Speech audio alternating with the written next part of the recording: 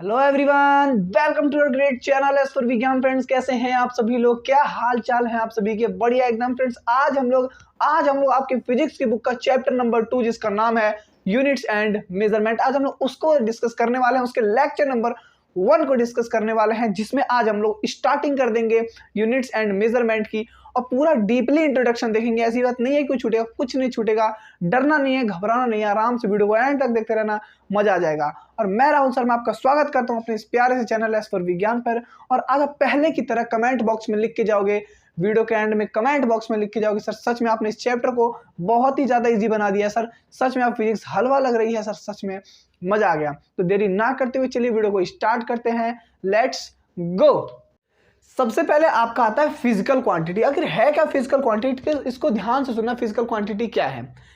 ऐसी क्वांटिटीज जिन्हें किसी भी इंस्ट्रूमेंट के द्वारा मेजर किया जा सकता है और जो डिस्क्राइब करती है फिजिकल वर्ल्ड के लॉ को। क्या कहा मैंने? ऐसी क्वांटिटीज जिसको किसी भी इंस्ट्रूमेंट की हेल्प से, कोई इंस्ट्रूमेंट होगा जिसकी हेल्प से उसे मेजर किया जा सकता है और जो फिजिकल वर्ल्ड के लॉ को क्या करती है? डिस्क्राइब करती है। ऐसी क्वांटिटीज क्या कहलाती है? Physical quantities. ठीक, इसको डिनोट करते हैं पी एंड क्यू से, पी डॉट क्यू से। ठीक है, जहां पे पी और क्यू जो होता है ये एन इंटू यू के फॉर्म में होता है, इस फॉर्म में होता है। ठीक है, तो एन क्या होता है? एन हमारी न्यूमेरिकल वैल्यू होती है और यू जो होता है कंपैरिजन। जिस भी वैल्यूज हम कंपैरिजन करते हैं वो होता है हमारा कंपैरिजन, और न्यूमेरिकल वैल्यू जो हमने ऑब्जर्व किया है वो न्यूमेरिकल वैल्यू होती है आपकी। ठीक है, समझ आ गया? तो ये छोटी सी बात थी, इसमें ज्यादा कुछ था नहीं। ठीक है, अभी तो आगे मजा आएगा। तो छोटा सा बस पार्ट है, एक छोटा सा, कुछ है नहीं इसके अंदर। ठीक है, ये पेपर में ऐसे पूछा नहीं जाता है कभी, फिर भी मैंने बता दिया आप लोग को आपकी नॉलेज के लिए। ठीक है, जल्दी से इसका स्क्रीनशॉट ले लो। ठीक है, जल्दी से। अब देखो types of physical quantities. Physical quantities जो हमने पढ़ा अभी, उसके कुछ टाइप्स भी होते हैं। उसके बेसिकली 3 टाइप्स होते हैं फिजिकल क्वांटिटी के। पहला फंडामेंटल फिजिकल क्वांटिटी, दूसरा डिराइव्ड फिजिकल क्वांटिटी, और थर्ड जो होता है वो होता है हमारा सप्लीमेंट्री फिजिकल क्वांटिटी। ठीक है, तो अभी चिंता नहीं करो, घबराया मत करो, इन तीनों के बारे में हम लोग डिटेल में पढ़ेंगे। ठीक है, फंडामेंटल फिजिकल क्वांटिटी पहला जो होता है हमारा टाइप होता है किसका? फिजिकल क्वांटिटी का। सेकंड डिराइव्ड फिजिकल क्वांटिटी, और थर्ड जो होता है सप्लीमेंट्री फिजिकल क्वांटिटी। ठीक है, अभी तीनों के बारे में डिटेल में पढ़ते हैं। ठीक है, जल्दी से, जब तक इसका स्क्रीनशॉट ले लो, लेना है तो, अगर नहीं तो अभी तो डिटेल में पढ़ेंगे। सबसे पहले यहां देखो fundamental physical quantity. Fundamental physical quantity कौन सी होती है? ध्यान से सुनना। फंडामेंटल फिजिकल क्वांटिटी किन्हें कहते हैं? ऐसी क्वांटिटी जो किसी भी अदर फिजिकल क्वांटिटी पे डिपेंड नहीं करती है। क्या कहा मैंने? ऐसी क्वांटिटीज जो किसी भी अदर फिजिकल क्वांटिटी पे डिपेंड नहीं करती है, वो कहलाती है क्या? Fundamental physical quantity. ठीक है, प्रेजेंट में हमारे पास 7 फंडामेंटल फिजिकल क्वांटिटीज है। कितनी? 7। ये बात आपको याद रखनी है। जो प्रेजेंट में हमारे पास कितनी फंडामेंटल क्वांटिटीज हैं? सिर्फ 7 फंडामेंटल हमारे पास फिजिकल क्वांटिटीज हैं। ठीक है, तो फंडामेंटल फिजिकल क्वांटिटी क्या होती है? ऐसी क्वांटिटीज जो किसी भी अदर फिजिकल क्वांटिटी पे डिपेंड नहीं करती है, वो कहलाती क्या है? Fundamental physical quantity. ठीक है, देखो अब 7 फिजिकल क्वांटिटी कौन कौन सी है वो देखो। यहाँ पे देखो, पहला है लेंथ, दूसरा है मास, तीसरा टाइम, चौथा टेम्परेचर, पांचवा ल्यूमिनस इंटेंसिटी, छठा इलेक्ट्रिक करंट, और सातवां अमाउंट ऑफ सब्सटेंस। ठीक है, इनकी ये यूनिट्स हैं और ये सिंबल है। लेंथ का यूनिट मीटर होता है, यानी मीटर में मेजर करते हैं उसको। मास का यूनिट किलोग्राम होता है, यानी मास को किलोग्राम में करते हैं। और जो वेट होता है, वेट उसको न्यूटन में मेजर करते हैं। ठीक है, वैसे यही 7 जो होती है फंडामेंटल फिजिकल क्वांटिटी होती है, बस 7 ही होती हैं, इससे ज्यादा आप नहीं लिखना है आपको। ठीक है, टाइम का सेकंड में मेजर करते हैं। टेम्परेचर का जो यूनिट होता है वो केल्विन होता है, यानी केल्विन में मेजर करते हैं। ल्यूमिनस इंटेंसिटी का कैंडेला में मेजर करते हैं। इलेक्ट्रिक करंट को एम्पेयर में, ये तो आपको पता ही होगा, एम्पियर में मेजर करते हैं। और अमाउंट ऑफ सब्सटेंस, कोई सब्सटेंस है उसका जो अमाउंट होता है उसको मोल, जो उसका यूनिट है वो मोल है, यानी कि मोल में उसको मेजर करते हैं। मीटर को दिखाते हैं कैपिटल एम से, किलोग्राम को दिखाते हैं केजी से, सेकंड को दिखाते हैं स्मॉल एस से, केल्विन को दिखाते हैं कैपिटल के से, कैंडेला को दिखाते हैं सीडी से, एम्पर को दिखाते हैं कैपिटल ए से, और मोल को दिखाते हैं MOL। बस ई हट जाता है, मोल लग गया।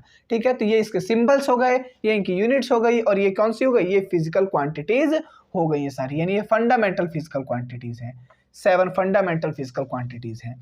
समझ आया? अगर समझ आया तो जल्दी से इसका स्क्रीनशॉट ले लो, जल्दी से। इसके बाद सेकंड टाइप जो आता है फिजिकल क्वांटिटी का, वो आता है डिराइव्ड फिजिकल क्वांटिटी। क्या होता है डिराइव्ड फिजिकल क्वांटिटी, समझना ध्यान से। ऐसी क्वांटिटीज, क्या कहा मैंने, ऐसी क्वांटिटीज जो फंडामेंटल फिजिकल क्वांटिटी से मिलके बनती हैं, वो कहलाती हैं derived physical quantity. I repeated, ऐसी क्वांटिटीज जो फंडामेंटल फिजिकल क्वांटिटी से मिलकर बनती है, यानी फंडामेंटल फिजिकल क्वांटिटी की बनी होती है, वो कहलाती है क्या, हमारी डिराइव्ड फिजिकल क्वांटिटी। नहीं समझ आया, कुछ एग्जांपल लेते जरूर समझ आएगा। देखो मान लो कुछ एग्जांपल्स में सबसे पहले हम लोग एरिया ले लेते हैं। एरिया होता है हमारा L क्यूब, यानी लेंथ स्क्वायर। तो लेंथ का स्क्वायर का मतलब क्या, लेंथ को किस में नापते हैं, मीटर में नापते हैं। तो इसको मैं क्या लिख सकता हूँ, मीटर क्यूब लिख सकता हूँ। ठीक है, अब कुछ बच्चे मीटर स्क्वायर क्या कर रहे हो सर जी, देखो मीटर स्क्वायर, कुछ बच्चे कहेंगे सर मीटर कहाँ से आ गया, एम कहाँ से आया, स्क्वायर कहाँ से आया। अरे मेरे प्यारो इधर देखो, एरिया क्या होता है, एरिया होता है हमारा लेंथ इनटू ब्रेड्थ, यही होता है कि नहीं होता है। तो लेंथ इनटू ब्रेड्थ को मैं क्या लिख सकता हूँ, लेंथ लिख सकता हूँ कि नहीं लिख सकता मेरे प्यारो। तो लेंथ इंटू लेंथ यानी कि एल स्क्वायर, तो एल स्क्वायर का यानी लेंथ को हम किस में नापते हैं, मीटर में, तो ये आ गया मीटर स्क्वायर। सिंपल, इतना इजी। ठीक, अब सेकंड एग्जांपल देखो, वॉल्यूम। तो वॉल्यूम को किस में नापते हैं, वॉल्यूम को नापते हैं लीटर में। तो लीटर वॉल्यूम क्या होता है, लीटर क्यूब, यानी अरे देखो इधर चिंता नहीं करो, देखो लीटर इंटू लीटर तो लीटर का मतलब लीटर का क्यूब, यानी कि मीटर का क्यूब।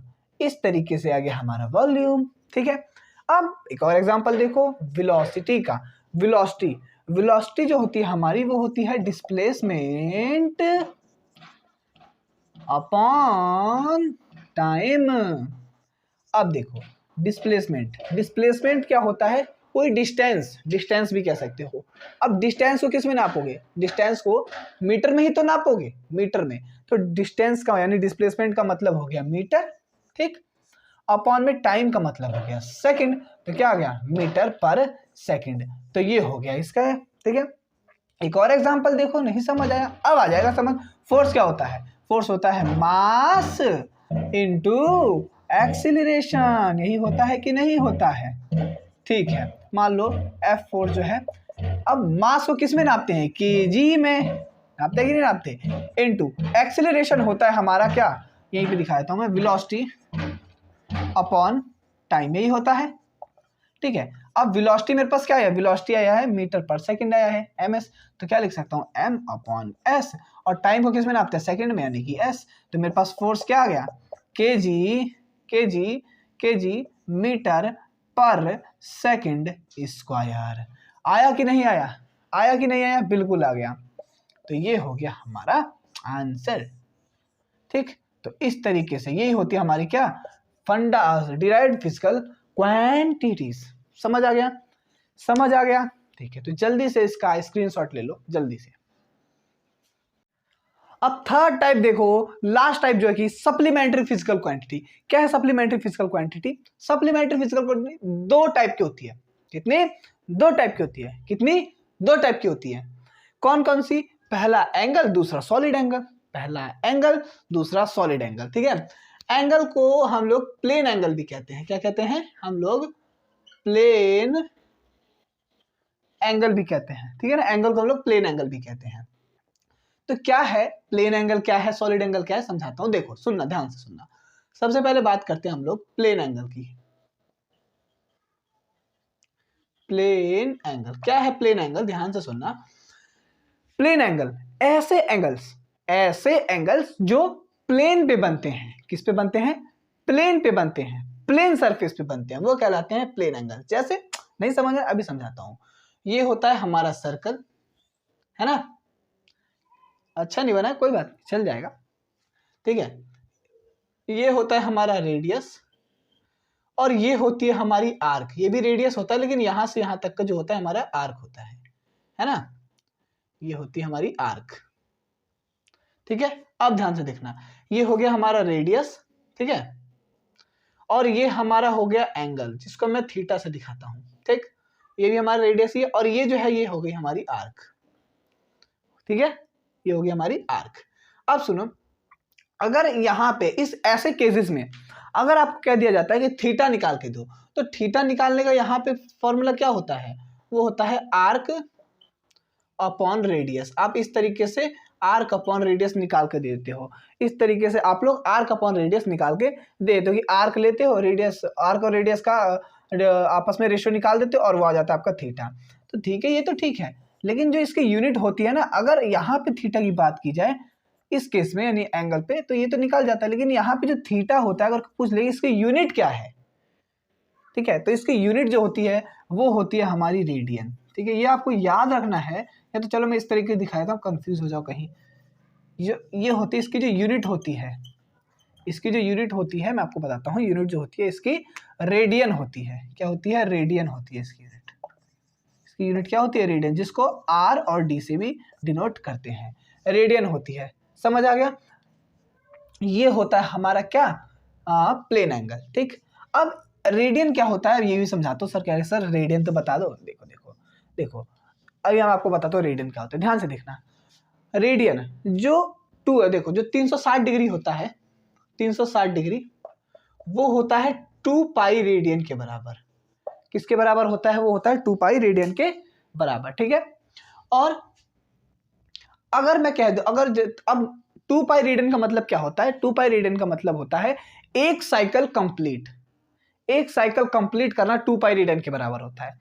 एक साइकिल का मतलब समझाता हूं, यानी कोई पार्टिकल जिस पॉइंट से स्टार्ट हुआ अपना मोशन करके उसी पॉइंट पे आ गया 360 डिग्री। कहने का मतलब ये जैसे सर्कुलर मोशन करके, जैसे पार्टिकल यहां से स्टार्ट हुआ, ठीक है, और वो मोशन करके ऐसे घूम के आया, ऐसे घूम के आया, ऐसे घूम के आया, और फिर इसी पॉइंट पे आ गया, तो ये हो गया 2 पाई रेडियन के बराबर, ठीक है। अगर आप जैसे वेव्स या ऑसिलेशन चैप्टर पढ़ोगे तो उसके अंदर आपको इस तरीके से बताया जाएगा कि ये वाला, यानी यहाँ से पार्टिकल स्टार्ट हुआ और यहाँ से यहाँ तक गया, तो ये 2 पाई रेडियन के बराबर हो जाता है। ये आपको वेव्स चैप्टर मिलेगा आगे चैप्टर में, आगे जाके 11th में, ये डरने वाली कोई बात नहीं है, उसमें सारी चीजें बताई जाती है, ठीक है, 2 पाई रेडियन।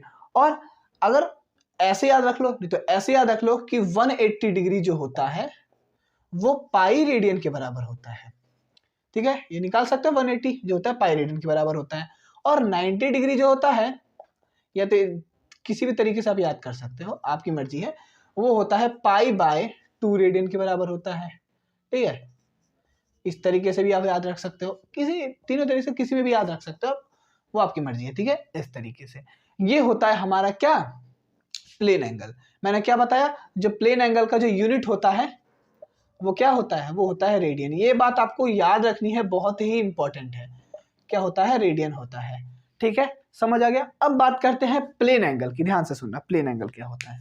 मैं इसको रब कर दूं, कर दूं रब, ठीक है। अगर स्क्रीनशॉट ले लो तो ले लो जल्दी से, ले लिया ले लिया ले लिया, ठीक है। अब बात करते हैं सॉलिड एंगल की। सॉलिड एंगल क्या होता है, इसको मैं रब कर देता हूं, ठीक है। अभी समझाता हूं सॉलिड एंगल क्या होता है, आगे देखना।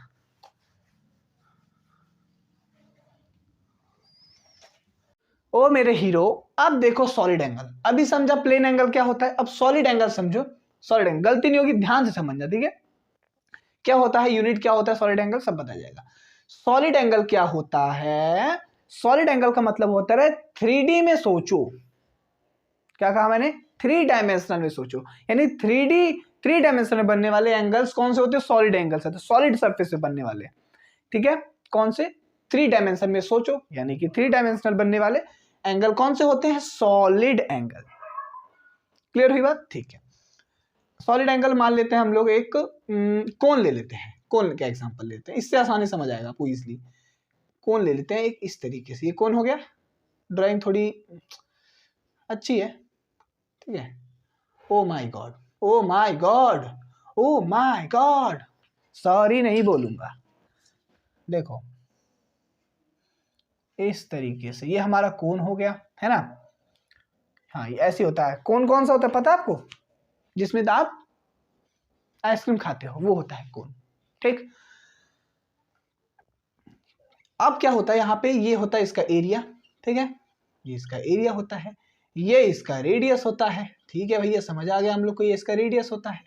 अब कोन, अब समझोगे सॉलिड, सर एंगल कौन सा, तो एंगल वो होता है सॉलिड के अंदर बनने वाला। समझाता हूं, कौन हो गया, कौन हो गया, तो यहां बनने वाला एंगल ये हो गया, इनके बीच में यहां पे ये हो गया, तो यहां पे बनने वाला एंगल कौन सा, सॉलिड एंगल, कोन का। नहीं समझ आया, ये मैंने इस तरीके से बनाया था, इस तरीके से, इस तरीके से, तो यहां पे, यहां का मतलब यहां पे बनने वाला एंगल, यहां पे बनने वाला एंगल ये वाला थीटा होगा, थीटा होगा, ठीक है। इसको यहां पे भी दिखा सकते हो, यहां पे भी दिखा सकते हो, कोई प्रॉब्लम नहीं है, ये हो गया, ठीक है। अब समझना, सुनना ध्यान से, तो अगर ऐसे सॉलिड एंगल में कोई आपको एंगल निकालने के लिए कह दे, यानी कि थीटा निकालने के लिए कह दे, तो कैसे निकालोगे, तो थीटा निकालने का फॉर्मूला आप ये जानते ही हो, सॉलिड एंगल क्या होता है, वो होता है एरिया अपॉन में रेडियस का स्क्वायर। इस तरीके से आप करके कहोगे सर हो गया, काम खत्म। अब ठीक है, मैंने कहा ठीक है, बहुत बढ़िया बात है, आपने तो ये कर दिया, बहुत बढ़िया बात है। अब मैंने कहा अब इसकी यूनिट बताओ, यूनिट बताओ। ओके सर यूनिट तो नहीं पता, क्या करना है, देखो करना कुछ नहीं है, यूनिट याद रखनी है। जो थीटा की यूनिट होती है ना इस जगह पे, प्लेन एंगल में जो होती है वो रेडियन होती है, ये आपको याद रखना है, ठीक है। ये मैंने आपको बताया था रेडियन। सॉलिड एंगल में क्या होती है, सॉलिड एंगल में होती है स्टेरेडियन, स्टेरेडियन। राइटिंग समझ नहीं आ रही, दोबारा लिख देता हूं आप लोगों के लिए, स्टेरेडियन, स्टेरेडियन होती है क्या, इसकी यूनिट, जिसको हम एस और डी से भी डिनोट करते हैं, ठीक है। ठीक है, ये तो ठीक है भाई, थीटा हो गया बड़े एरिया के लिए। अब मैंने कह दिया छोटे एरिया का निकाल के दिखाओ मेरे को। अब कहोगे सर छोटे एरिया का, कुछ नहीं करना, कुछ नहीं करना, करना क्या है, बस छोटी सी छोटी मोटी सी, देखो थीटा है, करना क्या है, ए जो लिखा है बस इसके आगे डी लगा देना है, डी ए अपॉन में R square, simple. This is the क्या, solid angle, formula of small angles. Small जो एंगल्स होते हैं स्मॉल थीटा के लिए ये हो गया, समझ आ गया मेरी बात, ये होता है क्या, सॉलिड एंगल, ठीक है, ठीक है, ठीक है, समझ आया। तो इसकी यूनिट यार, जो इसकी मेन तो यूनिट है, मेन आपको क्या याद रखना है, यूनिट याद रखनी है, यूनिट के बिना काम नहीं चलेगा मेरे हीरो। क्या, सॉलिड प्लेन एंगल की रेडियन होती है जिसको हम आरडी से दिखाते हैं, याद रखना मेरी बात, ठीक है। सॉलिड एंगल को दिखाते हैं स्टेरेडियन से, ठीक है, स्टेरेडियन से, यानी कि एस एंड डी से। ये हो गया क्या, सप्लीमेंट्री फिजिकल क्वांटिटी, ठीक है। चलो जल्दी से इसका स्क्रीनशॉट ले लो, लास्ट टाइप था, खत्म हो गया ये, फिजिकल क्वांटिटी के टाइप सारे खत्म हो गए, ठीक है। जल्दी से इसका स्क्रीनशॉट ले लो। तो बस मेरे प्यारे दोस्तों आज के लिए इतना ही। कैसा रहा आज का ये लेक्चर, बेसिक लेक्चर, मुझे कमेंट बॉक्स में जरूर बताना कि आपको जो ये लेक्चर है, ये जो चीजें समझ आई कि नहीं आई। मुझे भी तो पता लगना चाहिए आपको कितनी समझ आ रहा है और कितना समझ नहीं आ रहा है, ठीक है। तो हम मिलते हैं नेक्स्ट लेक्चर में, नेक्स्ट वीडियो में। जब तक के लिए tata bye bye, see you. और अगले लेक्चर में हम लोग क्या देखेंगे, डायमेंशंस कुछ और इंटरनेशनल सिस्टम यूनिट्स के बारे में हम लोग देखेंगे, ठीक है। अब इस लेक्चर के बाद जितने भी लेक्चर्स हैं आगे, वो सारे लेक्चर्स इंपॉर्टेंट होने वाले हैं और एक भी लेक्चर को मिस नहीं करना है। न्यूमेरिकल भी हम लोग जरूर करेंगे, जरूर करेंगे, जरूर करेंगे, ठीक है। तो चलो बाय बाय, सी यू, जय हिंद, जय भारत। बाय बाय कर रहा है, नहीं मेरे साइज का नहीं है, चलो बाय बाय, बाय बाय।